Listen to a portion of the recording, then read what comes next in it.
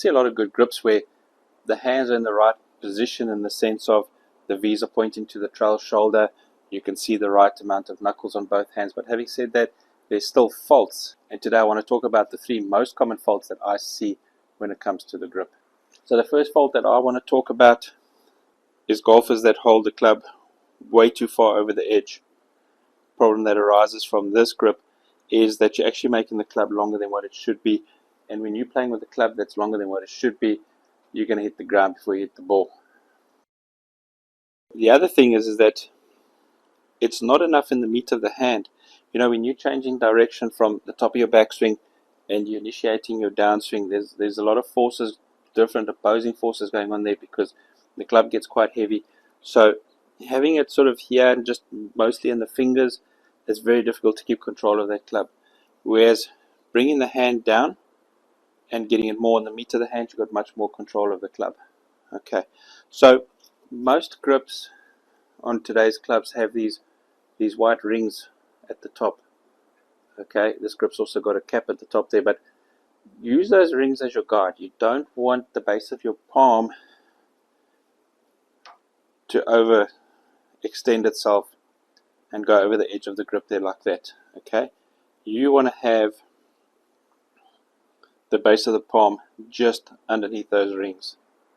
So one way you can make sure of this is to take, you know, when you're gripping the club, to take your forefinger of your trail hand and just place it on the edge of the grip like that, and then you bring your lead hand on up against that forefinger. There you go. Now you know you're not over the edge. Okay.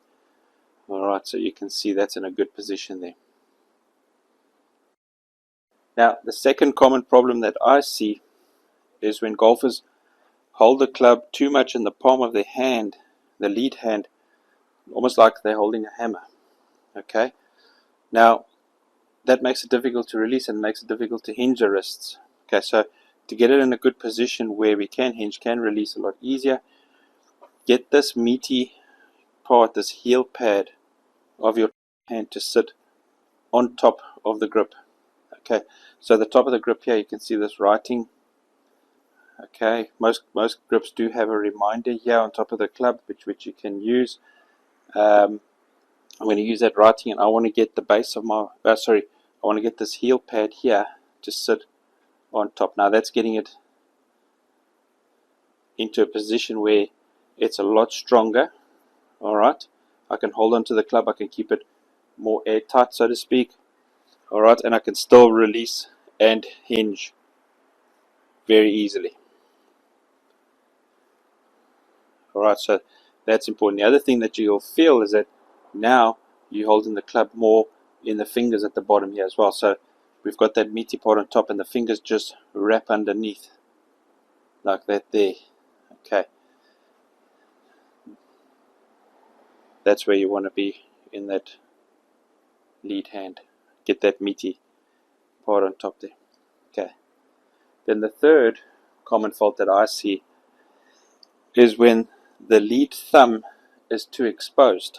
Okay, so golfers get their lead hand in a good position, but then the right hand just sits too much underneath like this here. And you can see how exposed that thumb is. If you look at good players' grips, you don't see this thumb because the right hand sits on top.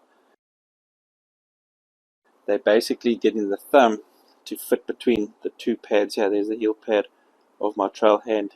Okay, there's the thumb pad here, and the thumb, it fits right in that groove there. Alright, it's almost as if our creator knew we were going to play golf, and he just formed our hands in this way. We can just there get that thumb right in there.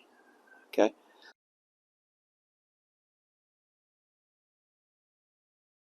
so on the club itself, you can see the thumb of my lead hand is on top of the shaft, but a little bit down the right side, and then this right hand comes and sits more on top. So now you can also feel that trail hand, my trail hand, you can see it's more, again, more in the fingers. Okay, again, that's going to help us to hinge and to release.